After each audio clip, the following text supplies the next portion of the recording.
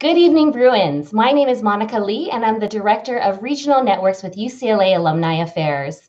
Thank you for joining us tonight for our debut episode in our YouTube live series, Bruin Leadership Insights. This evening, we'll be chatting about how to avoid burnout as leaders and volunteers. By now, hopefully you heard of UCLA One, a great resource if you're looking to reach out and connect with other Bruins. We have more than 23,000 Bruins on the platform, in addition to job postings and professional groups for networking. It's easy to get connected. Join UCLA1.com today for your next opportunity. Tonight's episode is powered by membership, so I'd like to take a moment to thank our Blue, Gold, and Life members. You make events like this possible for the entire UCLA community. If any of you are interested in upgrading your membership, you'll see a link in the live chat. To begin tonight's session, perhaps each panelist can introduce themselves and give a brief overview of the network they lead, as well as how large their board or core volunteer group is so that we can get an idea of the scope of your involvement. Stephen, would you like to start, followed by Patty, then Dallas? Sure. I'm working with the Inland Empire Bruins, and we have a board of 5. Okay. Patty, go ahead. Hi, I'm Patty Schned. Even though I'm actively involved in many UCLA alumni groups, I'm going to discuss my role as president of the Town and Gown affiliates of UCLA. It was founded in 1937 and serves as a cultural bridge between the community and UCLA. It's open to everyone, even non-UCLA graduates. We have an endowment of over $1.5 million, and currently we support over 20 scholars. We currently have about 130 members, and our group is in the process of revitalizing its board. We have 13 members on our board, but about 7 are really active board members. Awesome. My name is Dallas King. I am actually the president of Bruin Entertainment Network, also known as BEN. We represent anybody that is a Bruin in Hollywood. That means actors, directors, producers, writers. So we can do the fun stuff. We've been around for about going on our, I believe, our 5th year from when we originated from the Department of Theater, Film, and Television. And our board comprises of about 6 individuals. Sometimes that fluctuates up to 8. And we meet often, maybe once or twice every other month. Great. Thank you. So now on to our topic. One description of burnout is a state of physical, emotional, and mental exhaustion caused by long-term involvement in emotionally demanding situations.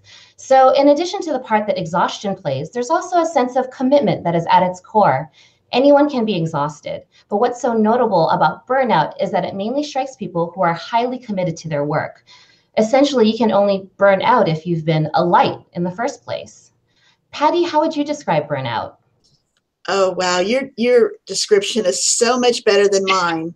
To me, the first thing that comes to mind is burnout is that feeling when you are just done, completely and utterly done, and you have nothing more to give.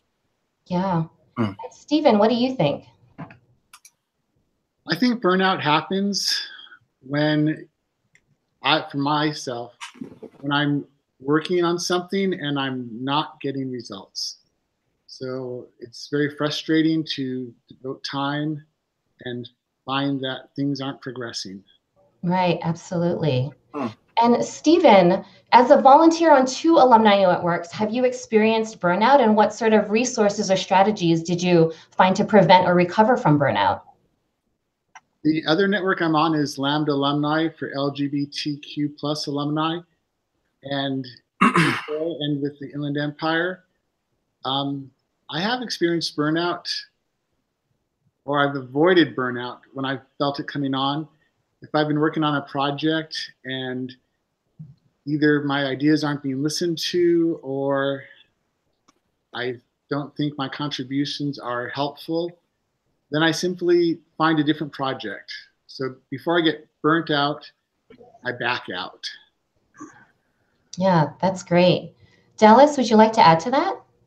I have to concur with what Stephen said. I just, in my own physical personal mantra, I don't really experience burnout. And when it comes to the actual network and that, I volunteer for, before that happens, similar to what Stephen does, I re-strategize, readjust, or even take a break. So that just never happens.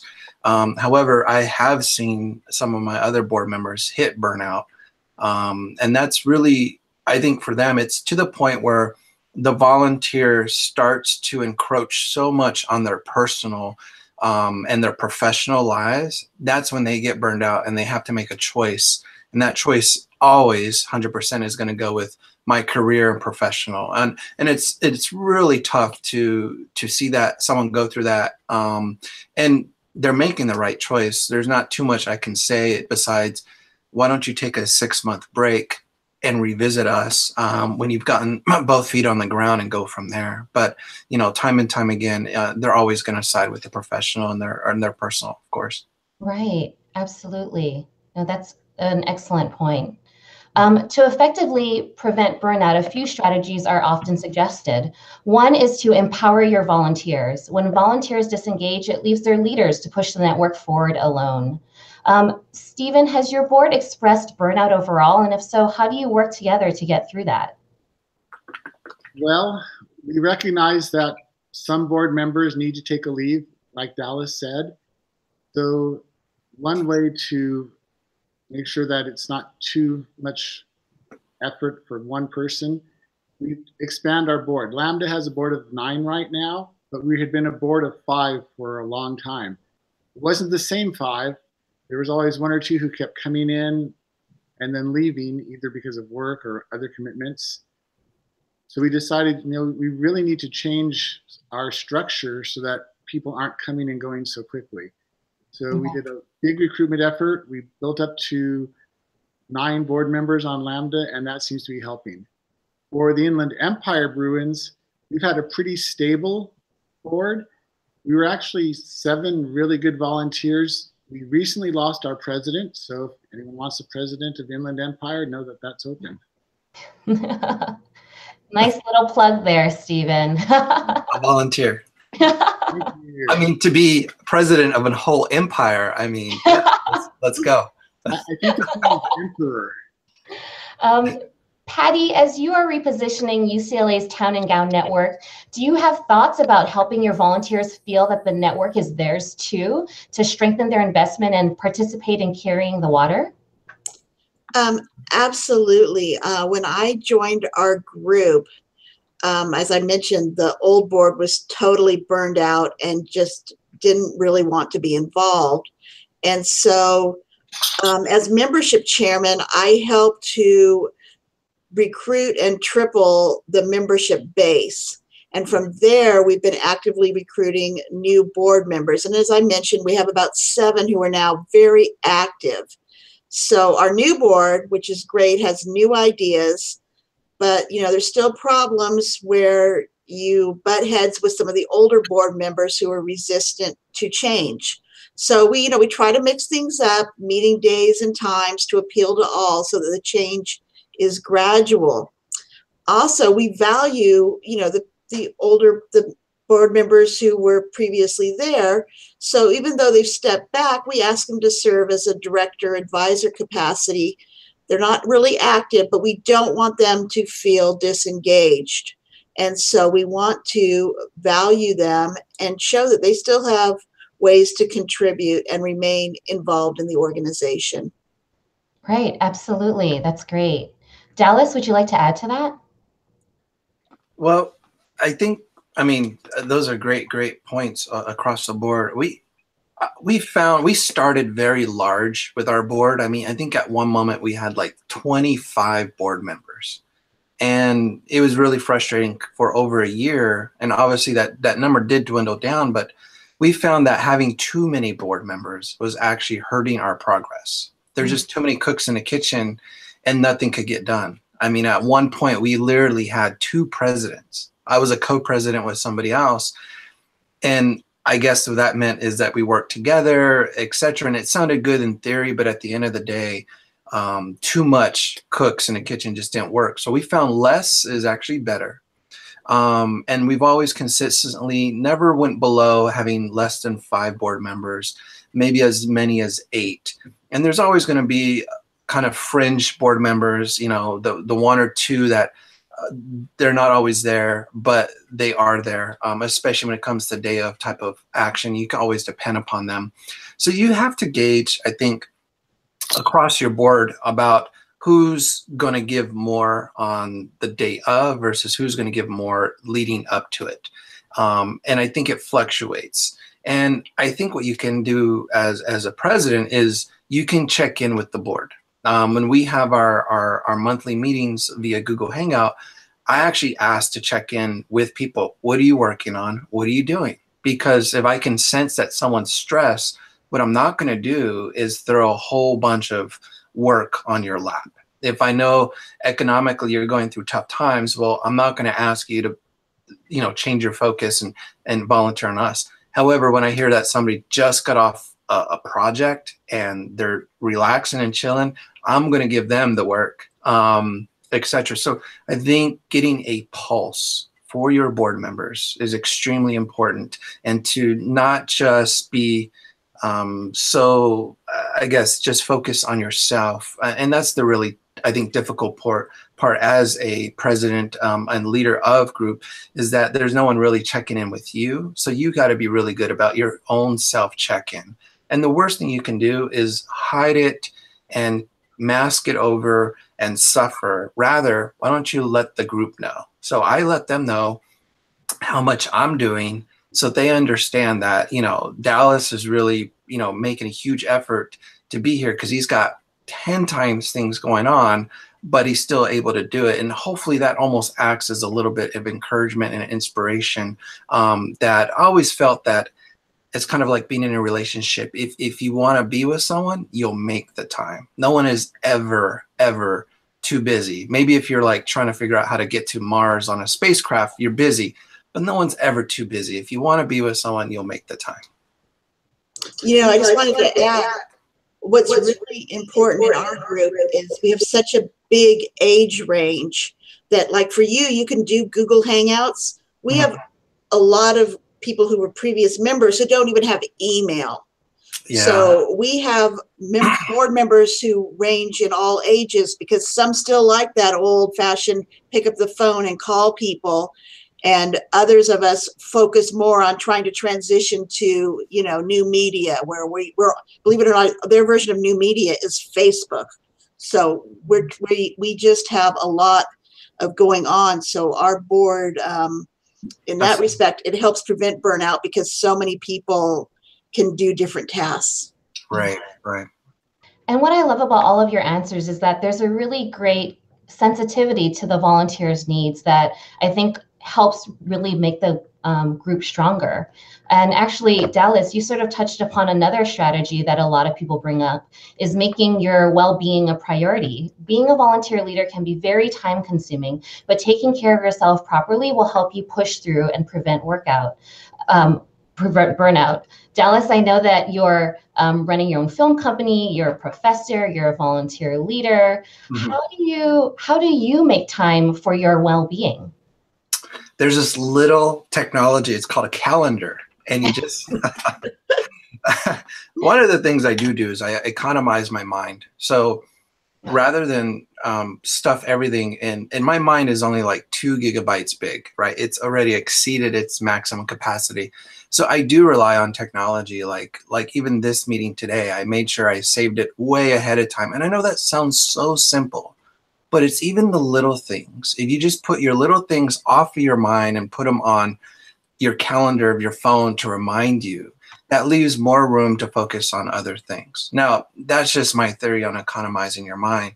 But I really think for me is I prioritize, and I know that's an easily used word around in life, but as they come, I take it on and I complete it to fullest so I can move on to the next.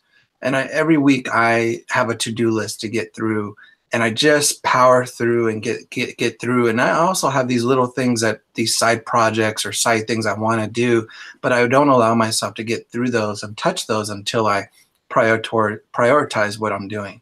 Mm-hmm. When it comes to volunteering, though, I do set out a huge section of that, because volunteering is what gives me balance. I feel like I take so much in this world that I need to give. So volunteering is a part of my overall pie. And without volunteering, I won't feel comfortable in that at ease. So I know I can see my calendar for the next 3 months and I'm going to be busy, but I have to figure out how to strategize. How do I fit in with working with the volunteer groups and what we do? So I really just hunker down, look at a calendar, short term and long term, and figure out how these projects can work within certain times and arenas. And what I try not to ever do, because this never works out, is try to force things. Once you trying to force an event to happen during a certain time that makes no sense for so many reasons, more times than not, it just won't work out.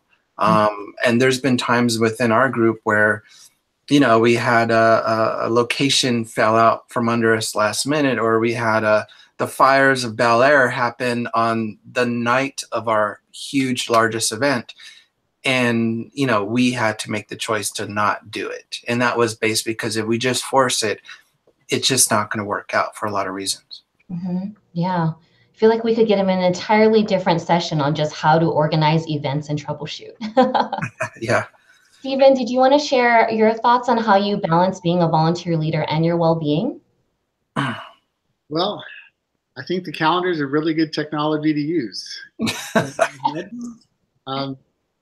We just got off the scholarship cycle for Lambda alumni, which meant we had to review a lot of applications in one weekend to do a turnaround and let the Alumni Association know who our top prospects were.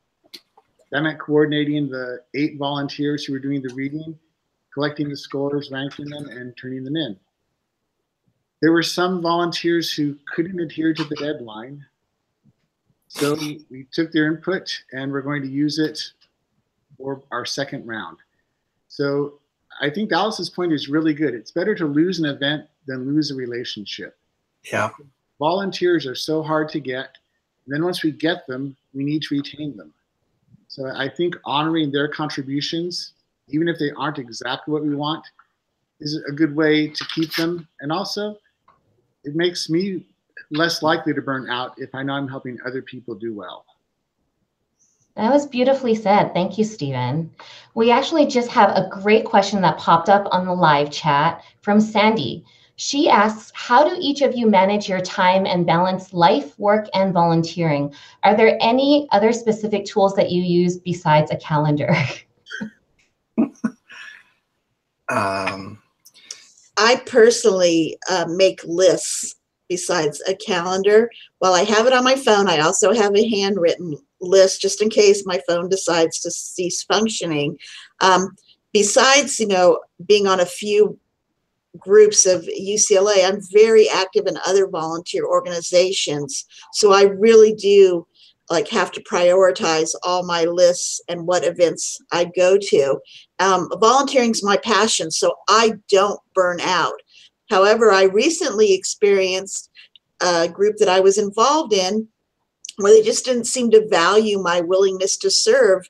So, I've just refocused my leadership volunteerism towards other groups because, as Stephen said, all volunteers should be valued because there's always another organization you can look to. But really, I just keep lists.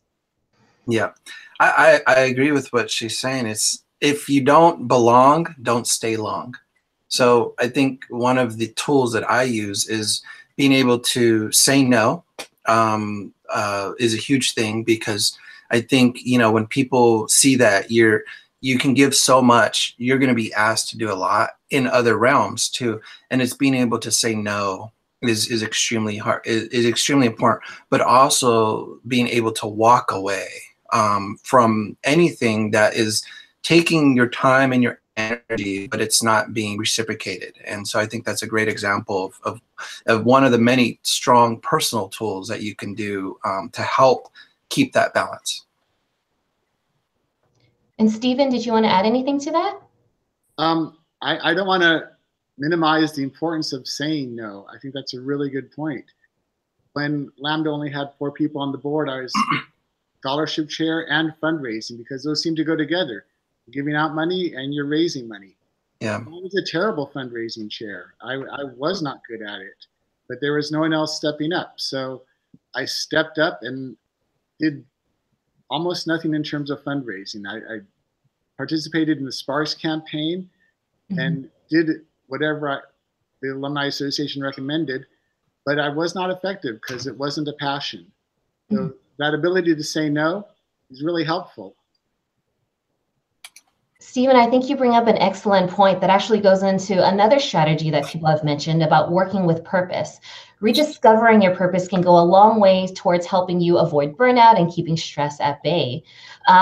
Patty, how have you looked at the deeper purpose of your involvement and how your volunteerism makes life better for other people?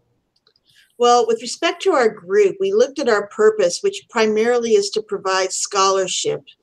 And so burnout and stress don't really apply to our group's purpose. So for me personally, I just love UCLA and I love giving back to the university that gave so much to me. So I just can't imagine getting burned out on going back to UCLA and giving back in any way I can. With respect to our group, you know, we took the burnout of the board and we're trying to create a change of direction. We mix it up. What days, what times for our meetings and events work best? You know, I heard we have a Google poll out right now. And yeah, I don't expect much of a result because most of our people don't use email. But, you know, I heard many complaints about they didn't like events on campus because of parking and walking. So interestingly enough, we had a free event this weekend at the Hammer Museum, free, except for a minimal parking cost. And we had a tremendous response of everyone who wanted to come, but they didn't all show up. So it was interesting that for all their complaints about having events on campus, those were more successful events for us. But at least we experimented. We're trying to mix it up, appeal to all of our members. Yeah, absolutely. And Stephen, have you looked at the deeper purpose of your involvement and how your volunteerism affects others? Well, I hope that my enthusiasm for UCLA is contagious. I know driving from the Inland Empire out to Westwood isn't always easy. So we'll do events out in the Inland Empire. One of my passions is live theater. So for the past few summers, I've been organizing an event at Redlands Bowl where they offer free musicals. Now, Patty's point about sometimes free events have a lot of people say they want to come, but not a lot of people show up because they don't have any skin in the game. There's frankly a bar through both the audio and the visual. Stephanie? Oh, sorry. Hold on. Sorry. Hold on. Sorry, Stephen, go ahead. That's okay. So for those Broadway performances at the Redland Bowl, we had a $5 RSVP so that we would provide intermission snacks. And the $5 didn't really cover all the intermission snacks, but it gave people a commitment. So it was a lot easier for us to plan how much food to have. So just the logistics of making sure we would know how many people were going to show up was helpful. Yeah, that's a great idea. Dallas, do you think burnout can be a positive, an opportunity for the group to rethink goals and change of direction? Yeah, I think that if anybody thinks their car is just going to keep running at 60 miles, 70 miles per hour without ever stopping for gas, changing the oil, wiping the windshield wipers, and it's just being so unrealistic. So you have to take a pulse of your board. You have to take a pulse of your constituent. And when possible, you have to take a timeout and regroup.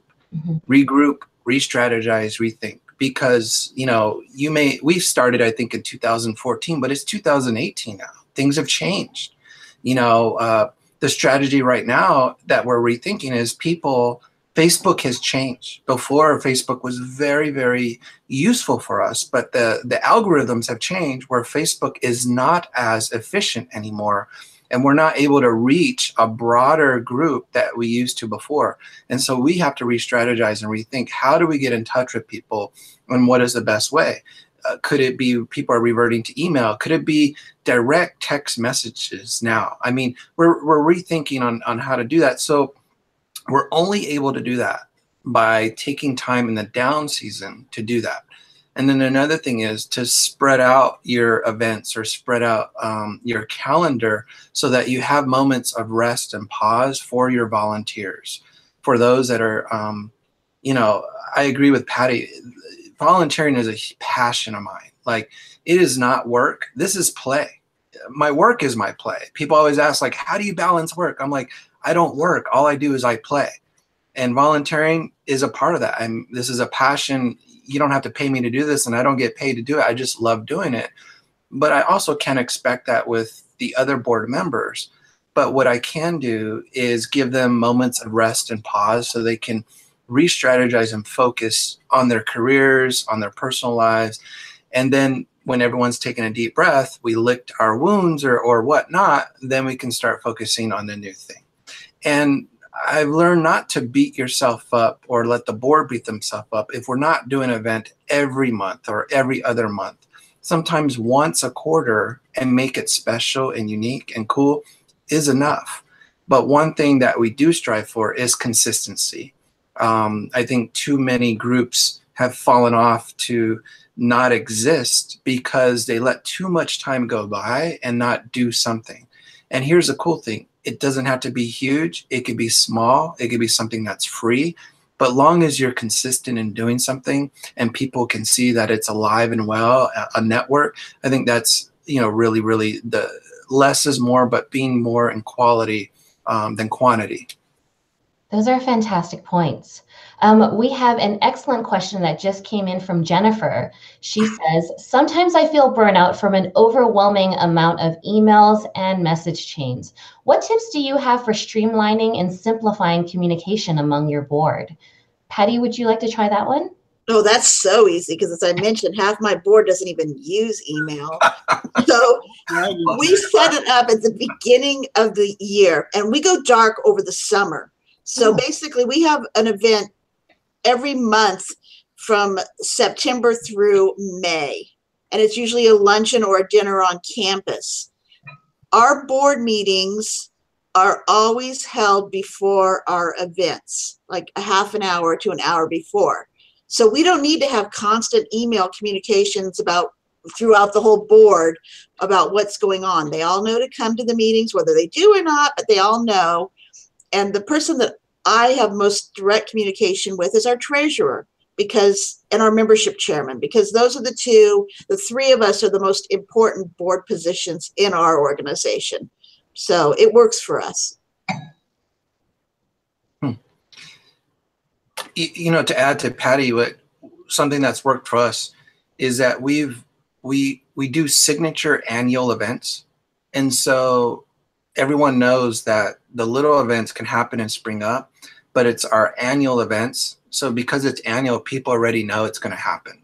Like right now, you know, people are already talking about the summer beach party that we throw, you know, and it's like, because we've done it 3 or 4 years in a row. So our board knows that that's going to happen in the summer. We don't know exactly when, but we know it's going to happen. You know, our annual casino night during the Christmas time is going to happen. We don't know when exactly, but we know it's going to happen. So having annual events is actually really good because it creates consistency, but also for your constituents, they understand that, oh, there's going to be this event.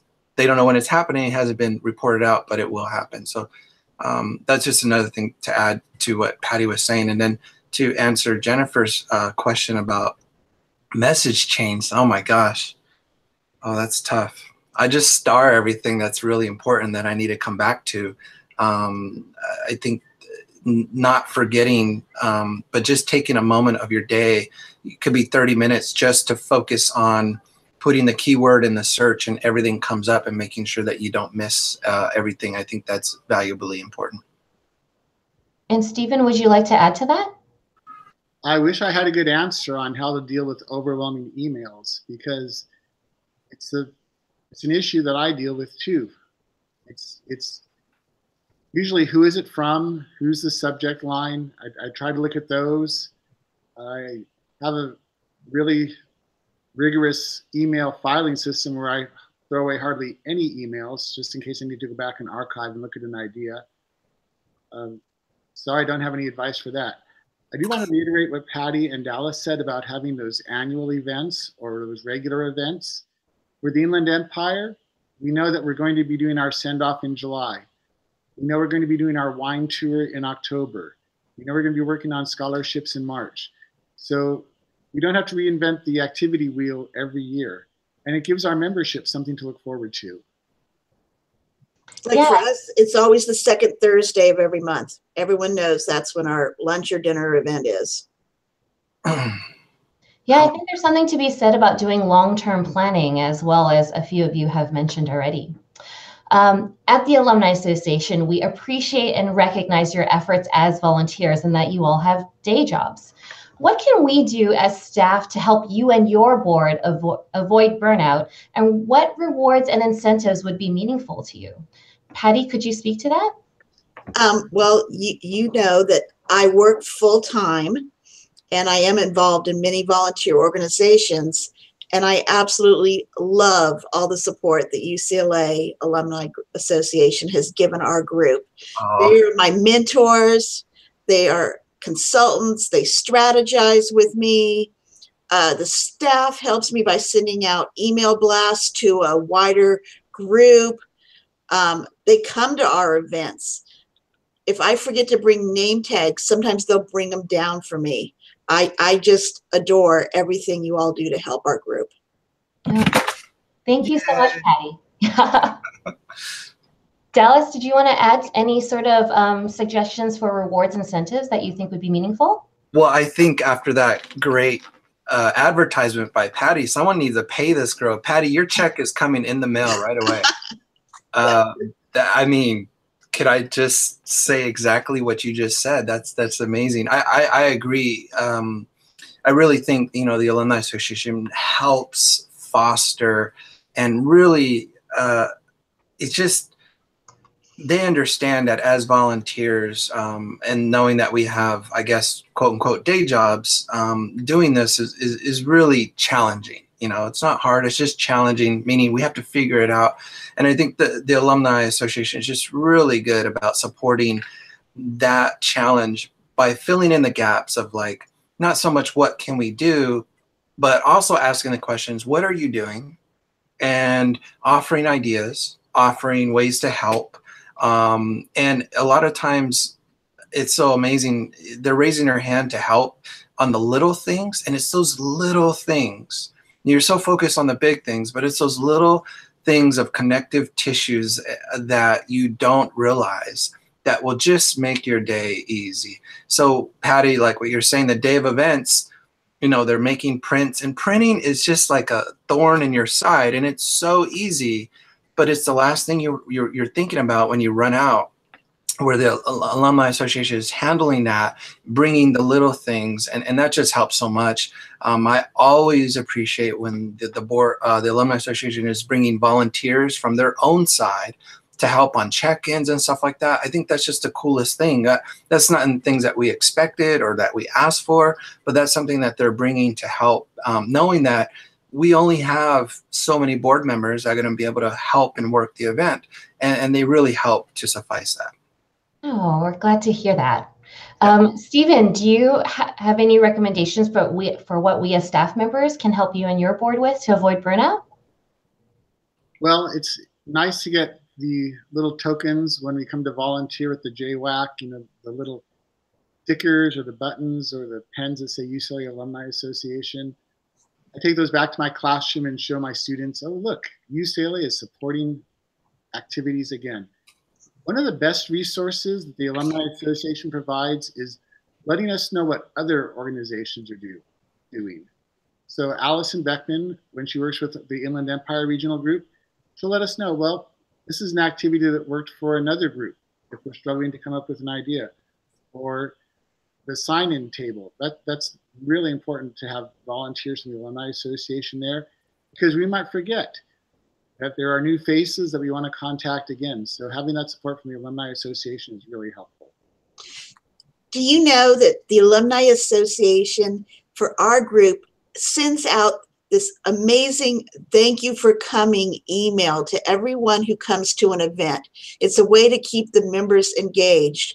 And truly, I wouldn't have time to do that. That's like above and beyond. And so Sia and Jairo, who work with me, they are awesome.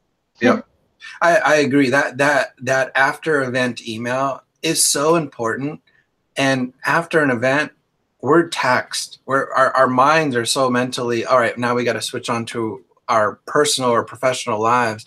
But that email is so important where we don't have the brain width to handle that. And that email is so little, but it means so much. And what Sia and Jairo do, that it's just awesome. So I agree with you, Patty. Great point.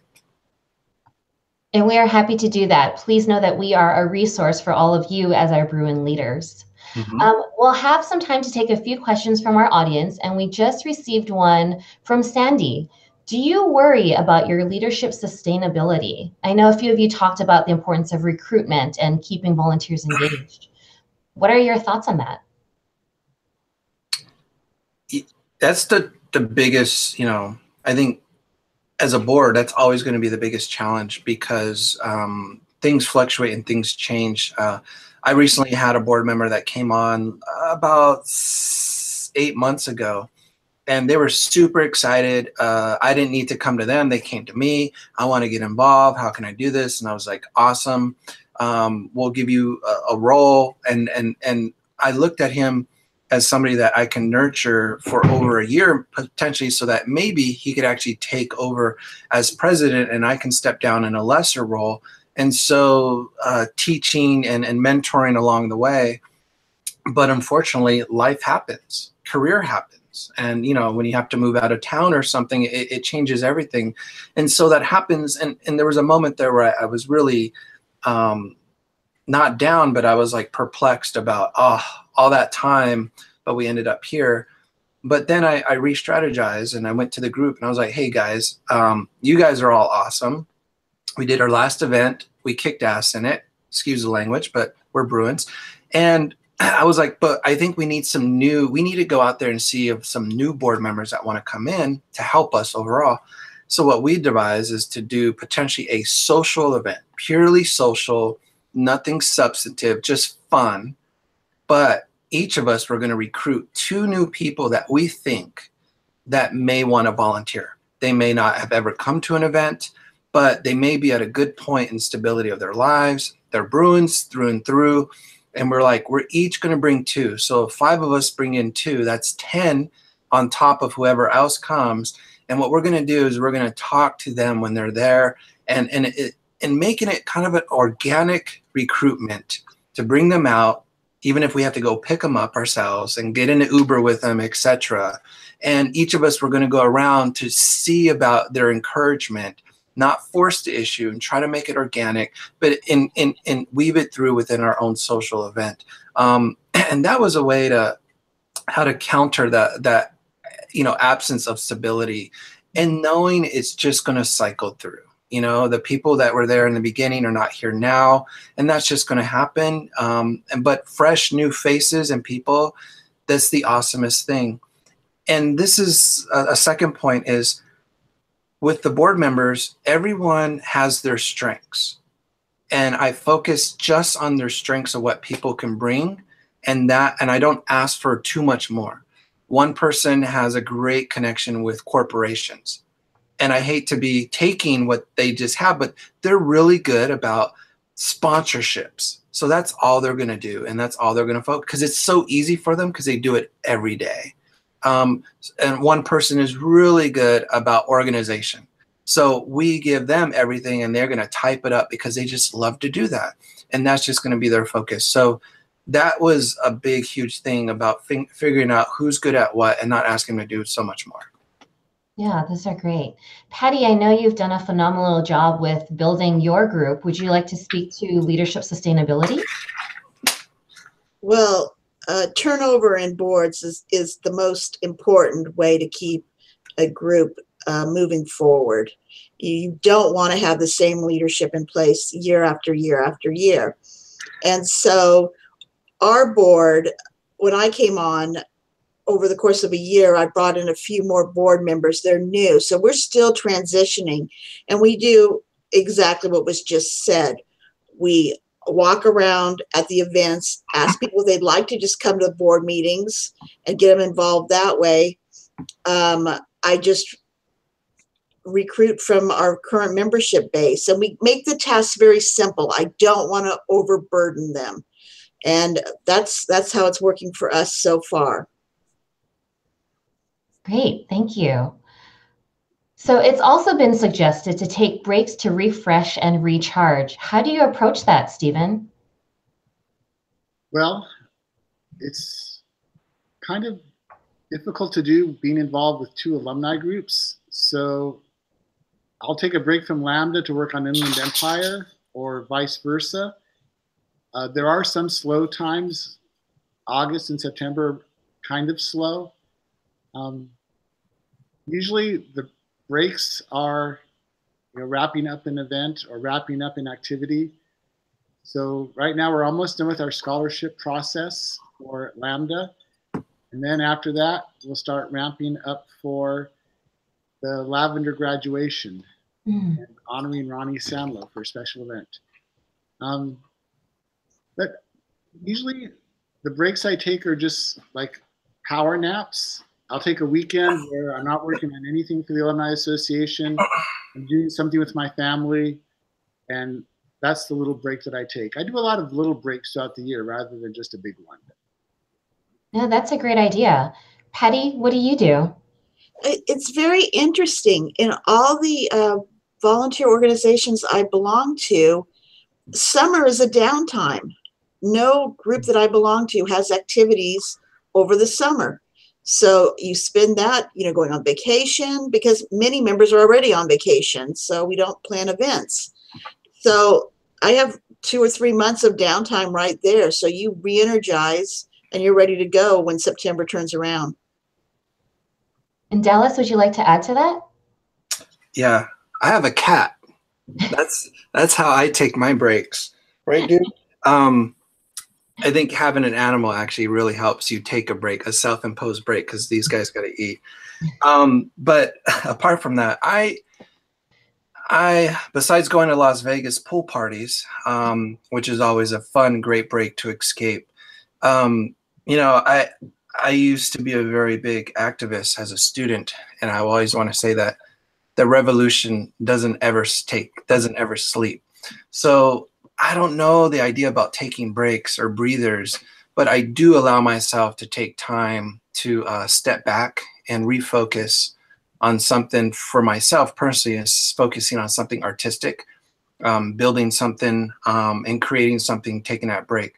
I do yoga 2 to 3 times a week, and that helps me focus and breathe and get some really good balance. But that also transcends when I'm working with groups, to be very patient with people, with events, to be calm in moments of stress.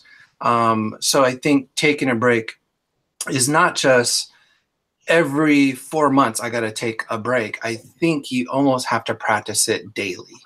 If you're not taking time out to go to Yogurtland for 30 minutes to just indulge, then you have to do those things. So I always say, do what makes you happy and find something that makes you happy each day and do it, and it keeps that balance. But for the group, I think we touched on it already a bit. It's just, less is more. Don't overtax your group, of course, and really stretch out your events and don't make them too close, or you can create a perfect recipe for burnout. Yeah. Well, to your point, self-care is very different for each person. We do have one more question from the live chat for the group. Do particular kinds of events burn out you or your groups more than others? Patty, would you like to start with that? The answer is no. So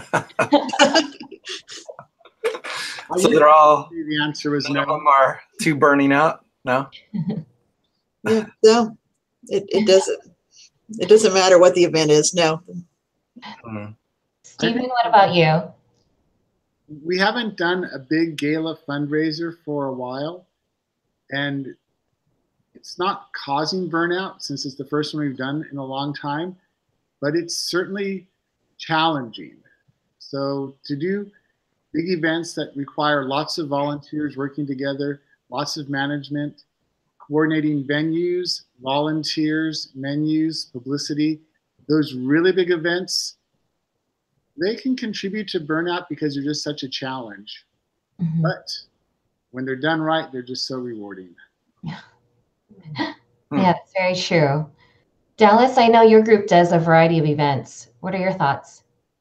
You know, I think I have to agree with Patty. I think they're all taxing in their own way.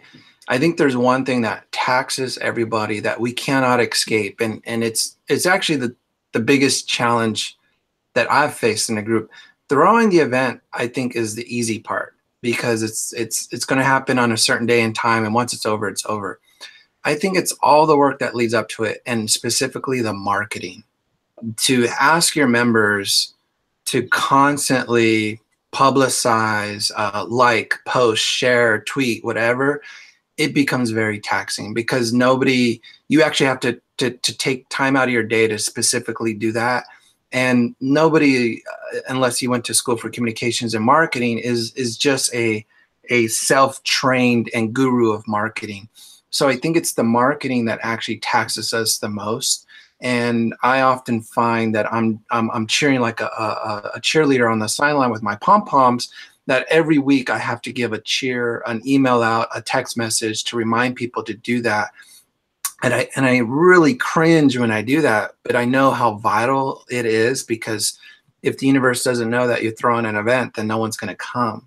And I think again, it's an algorithm change and a marketing change and life change.